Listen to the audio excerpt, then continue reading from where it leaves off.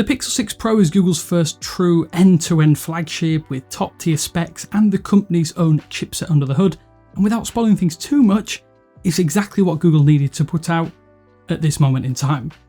Thanks for watching 9to5 Google here on YouTube. Remember to thumbs up, hit subscribe, and then tap the bell icon to be notified about all our future uploads. So starting with the Pixel 2 and ramping up from there, Google's design for Pixel smartphones fell in line with the company's other products. This is to say that they've felt somehow more human and soft than other Android phones on the market. They never really were too flashy or attention grabbing, just kind of practical designs that get the job done while looking aesthetically pleasing, notches aside that is, on a selected model. That changes though with the Pixel 6 Pro, which is a flashy flagship and looks like it came straight out the camp of the minds of Samsung and OnePlus. The glossy glass back, polished aluminium frame, and curved display sides all bring up memories of typical Android flagships more than they do a usual Google device. Unique choices from Google, such as that large visor camera module, or camera bar as they're calling it, and the dual tone colours ensure that you won't confuse the Pixel for something from the likes of Samsung or OnePlus at a glance. Yet the other choices on this hardware make it feel like Google is trying to keep up with its direct competition, probably for the first time properly. In the hand, the glossy glass is far from a perfect design trait though, while those polished aluminium frames are comfortable and cool to the touch. This is a very slippery combo though, so we would say that a case is highly recommended, and it would have been much better if Google used a matte black coating from the standard model on the sides of the frame for the Pro device. It is a nice change of pace from your typical smartphone design and does add a bit of grip and soft element to the design. That said, the aluminium side rails do look very attractive on the Pixel 6 Pro. Also notable is the camera module at the back here, which juts out slightly from the back of the phone itself. It's definitely large, but it is fairly manageable. Its wide stance also does mean that the phone shouldn't rock when put flat on a table face up, and it's not so large that it does get caught on your pocket, for instance. With the case on, it's also not that noticeable, and we're sure many of you out there will slap a case on. And what is still a little noticeable though is that the camera module itself does rattle a bit more than some others out there with periscope zoom lenses. All phones with OIS do rattle when you shake them, but the Pixel 6 Pro is slightly louder. This is something that will probably annoy you for a couple of hours after you pick one of these devices up, but after that, it's easy to forget about entirely. The other little device quirk is the plastic antenna window at the top of the frame itself. The window is used for millimeter wave 5G radio, and even though some devices don't have it in the regions, it's still there for aesthetic purposes, and it isn't unique to the Pixel per se, but Google's version is larger and slightly more obvious than others, especially in certain colours. It's almost an eyesore since it's visible from the front, but once again, if you do put your phone in a case, which I'm sure many of you out there will, this does quickly solve that problem. It's also important to note just how big the Pixel 6 Pro is. This is a beast, and it compares directly to the S21 Ultra, which is a similarly large smartphone. If you want a smaller phone, even the regular 6 ain't much better in that regard, because it is still a large phone in its own right. The 6.7-inch display on the Pro though, while huge, does get the job done very well, and the LTPO AMOLED panel shows things vivid colours and gets bright enough for use even outdoors without a problem. Samsung's Galaxy S21 Ultra certainly still has an edge in that department, but Google's display has no apparent flaws and truly competes with the best in the business. And the rest of this panel obviously results in a QHD Plus display that is one of the best out there right now. In terms of the refresh rate, 120Hz does feel right at home with the animations of Android 12 as you'd expect, and with the optimizations Google has already made on Pixels, it's never felt smoother on an Android device thus far. These latest Pixel phones are the first smartphones to ship with Android 12 out of the box, and Google's new design language is Material U. We've covered this extensively in the beta period and now the full release, and it's a great evolution of the operating system, and it feels right at home on this new hardware. Android 12 does still feel a little bit buggy at times, even on the Pixel 6 Pro, but Google was of course right to launch it with this device pre-installed. We can only hope though that over the next 2 or 3 months updates will do a number on filling in those cracks that are appearing, or perhaps Android 12.1, maybe that will do it in the future too. While the software running on this device is perhaps its biggest strength, we first have to talk about what runs the show, and that's Google's Tensor chip. The Tensor chipset within the Pixel 6 Pro does set the stage for Google's phones for years to come, and it's legitimately impressive how strong the company's initial offering is. In our testing over the past week, performance from Tensor has been virtually indistinguishable from the Snapdragon 888 used in the recent Samsung and OnePlus flagship smartphones. Everything we've tried or tested has held up without skipping a beat. If anything, the usual optimization Google does with its clean Android build has felt faster on the Pixel 6 Pro than the versions skinned by One UI and Oxygen OS. We'll delve more into gaming performance in a future video, but that too has seemed really solid with good frame rates across the board. Typically though, we always avoid benchmarks as they're not necessarily representative of user experience, but they are useful in showing the raw performance differences between Tensor and its direct competition. And really, this just reinforces how close these chips are to the top tier on Android. In Geekbench 5, the Pixel 6 Pro does come out with a single core score well above 1000 and a multi-core score of over 2700 in one test. Breaking that down, the single core score is pretty much at the top of the charts, beating the Exynos 2100 powered Galaxy S20 Ultra by around 50 points and falling just shy of the Snapdragon 888 running Android 12 that is, by around 10 points. The multi-core score on the other hand falls around 300 points lower than the Exynos 2100 and 400 points behind the Snapdragon 888 for what it's worth. These numbers, as we've mentioned, really don't mean a great deal in day-to-day, but the tests do show that Tensor is up to the task of competing with the best processors currently used in Android phones. Even though Google just falls shy of its competition, Qualcomm should be absolutely on notice that Google has got this close with its first try. But what does that mean in real life? Well, Tensor makes its presence felt in a few key areas. For one, the camera. Processing photos is faster than it ever has been on a Pixel phone, even compared to the older models that had the Pixel visual core. This extends over to video, which now has that stunning live HDR plus effect. Voice actions also feel a bit more responsive to us here at least, and on-device AI features such as Magic Eraser are remarkably fast and accurate. We're sure a lot of this could be done with the Snapdragon 888 and co-processors today, but the fact that Google has more control makes us excited for what this chip's successors will make possible on Pixel phones and other hardware. Tensor as it stands today though is just scratching the surface, and that is very exciting to say the least. Tensor's extended support is also both great and disappointing at the same time though. One of the biggest advantages you'll get from buying a Pixel is software updates, and that's an advantage that is growing with the Pixel 6 Pro and the Pixel 6 series. Thanks to Tensor, Google is extending support beyond the 3-year standard established with previous models. The Pixel 6 Pro is actually guaranteed security updates for 5 years after its October 2021 launch, meaning the phone will get monthly patches through to October 2026, and that alone makes it the best supported mainstream Android phone on the market. However, it's not quite as great as it seems. While security patches do go out to 2026, major Android updates will stop in 2024, just 3 years from launch. And that's certainly disappointing given, in theory, Google should be able to support the Pixel 6 for longer since it controls the chipset. Apple supports iPhones for around 6 years on major updates, so it'd be nice if Google did get a bit closer, but it is something to note here if you were hoping for that longer support period. So in terms of battery life, this is a phone you can kill in a 24-hour period, but it's one that should be more than enough for most folks to last their entire day.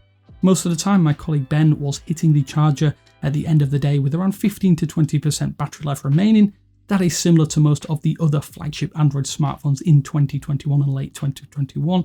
Unfortunately, Google does not include a charging brick in the box, and it's not a free add-on either. Instead, it'll cost you up to $25 or £25 or €25, depending on your market, on top of your purchase, and we haven't even yet managed to get hands-on with the compatible charger, but there are third-party options available that will take the battery from 0 to 50% in around 30 minutes. We will test this though with a Pixel Stand 2 for wireless charging speeds when we do get hands on those very, very soon, so stay tuned. On a camera hardware level, which is one of the most anticipated areas, the Pixel 6 Pro offers a 50 megapixel primary sensor that's physically larger than the 12 megapixel sensor in years previous.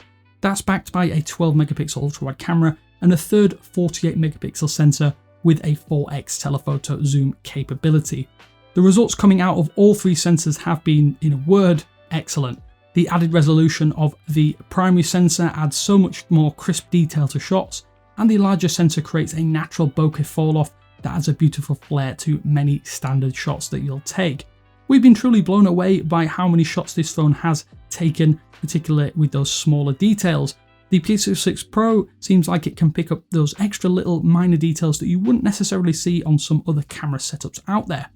In most cases, Google's HDR works brilliantly, adding a level of detail and colour accuracy to more challenging conditions. That said, it sometimes just can't get the colour perfectly right, such as in tricky scenarios where we'll have, for instance, pink clouds on a sunset facing away from the sun. That said, it's not a deal breaker by any means, as many other camera setups do suffer in this kind of scenario. The Tensor chip also plays a key role in ensuring that all of the shots that you take on this smartphone are processed quickly and accurately without ever skipping a beat. The shooting experience, it must be said, on the Pixel 6 Pro is far more comfortable than it was on the Pixel 5, primarily due to that new chip inside. The return of the visual core on the Tensor also means that apps such as Instagram and Snapchat should also have significantly better quality shots across the board too, which is another added bonus. The ultra-wide camera, meanwhile, though, feels like a moderate upgrade compared to those quite substantial upgrades across the board on the camera setup here. While actually a lower resolution than the Pixel 5, it is worth noting that shots feel better processed due to this hardware, and that's probably thanks to that Tensor chipset. Google has also brought back a much wider angle for the selfie camera, boosting it up to 94 degrees. And although none of us here are much of selfie takers, the added width is certainly a welcome addition even for us here at 95 Google. The quality of shots, for the most part, with that selfie camera is also pretty solid across the board. Probably the most important addition to the camera setup on the 6 Pro is that of the 4x optical zoom lens, and this offers you the option of digital zoom at up to 20x. The results from this telephoto lens are not quite as impressive as what the Samsung Galaxy S21 Ultra pulls off with its 10x optical lens, but it's hard to be unhappy with what Google is offering here. Shots at 4x are good, and Super Res Zoom also ensures that anything up to 20x is way more than usable compared to a lot of cameras out there. We will say though that this actual lens does struggle a little bit at night. This is not due to a lack of sharpness of the photos or a lack of light itself. It's strong in both. It's because of the additional sources of light that are out of frame, such as street lights, and this can mess with the edges of a shot due to some fringing. Stills are clearly a big strength for Google, however the area the Pixel has always seemed to suffer against the iPhone in particular is in video quality, and this year's offering does indeed make improvements to video quality, but we're not quite sure it's a silver bullet this time around. The video coming out of the Pixel 6 Pro's 50 megapixel primary sensor is overall very good, with the live HDR effect enabled by Tensor really adding better colours to video you've recorded. This is especially obvious in outdoor settings, because in our testing, it's also impacted indoor settings quite substantially too. One of the biggest issues we ran into video quality was with the zoom capabilities. The Pixel 6 Pro would not switch to its 4x lens when we zoomed into that level quite actively.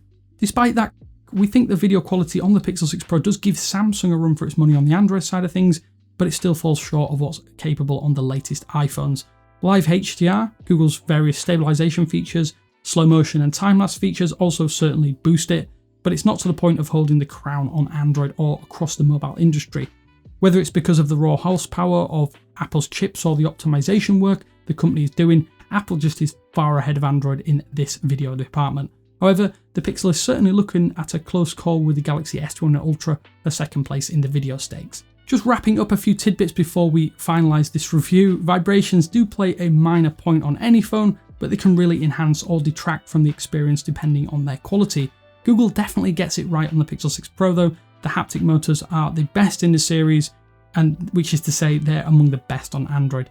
You won't get the same precise vibrations as the iPhone series, but it's hard to deny that the bumps and buzzes are pleasant extensions of the hardware experience, and we would call it calibrated and forceful precision, which is something you feel from the moment you turn on this phone, as Google's setup experience has a delightful demo of the haptics right from the get-go. For the first time on a Pixel, Google is using an in-display fingerprint sensor on the Pixel 6 series, and it works just fine. The optical-based sensor is fairly accurate, but it's not super quick.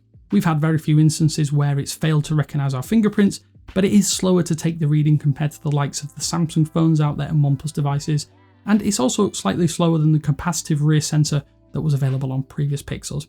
We wouldn't call this a problem, but it's still a far leap over what we saw over earlier versions of the technology, and we would prefer this over face unlock as COVID-19 rages on and mask wearing is still on the rise. As for the speakers, the Pixel 5 speaker situation was not great to say the least, but we're happy to report that the Pixel 6 Pro sounds fairly excellent. The bottom-facing driver combined with a real earpiece speaker leads to a rich, vibrant audio quality. It can get a little muddy over high volumes, but it feels roughly on paper with other standard flagship smartphones and still a little bit behind the Galaxy Z Fold 3, which is what we consider the golden standard. It is hard to beat though true stereo speakers drivers, which that phone does have. So in summary, the Pixel 6 Pro is a phone here at 9to5 Google we would describe as refreshing. For Google, it marks a new chapter in not just the company's smartphone lineup, but also in its hardware ambitions as a whole. The Tensor chip inside is a huge bet for the future, and as far as it looks right now, it seems like the odds are in Google's favour in the long term. More impactful perhaps is what this means for customers. The Pixel 6 Pro is an $899 flagship smartphone that really has no significant flaws of note. Sure, there are a couple of minor quirks, but almost everything here is on par with the competition out there.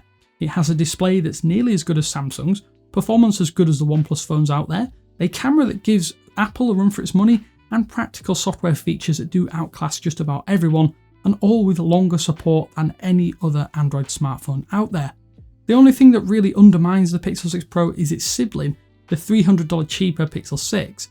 And we'll have more to say on that model soon, but the Pro's few advantages such as the telephoto camera, better screen and additional memory don't always feel worth that extra cash, it is worth saying. However, we're pretty confident saying that just about anyone would be happy with the Pixel 6 Pro, something that sometimes has been hard to say about a flagship Pixel, at least since the first generation. This is the one we've all been waiting for.